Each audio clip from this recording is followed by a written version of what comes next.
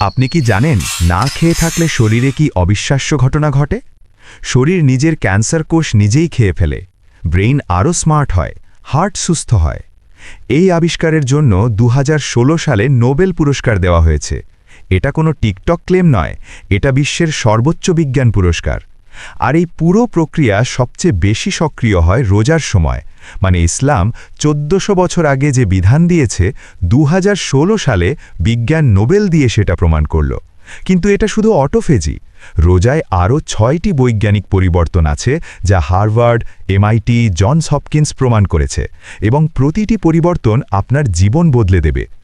সবচেয়ে বড় রহস্য, রোজা শুধু শরীর নয়, মস্তিষ্কে এমন একটি হরমোন তৈরি করে যা আপনাকে জিনিয়াস করে তোলে।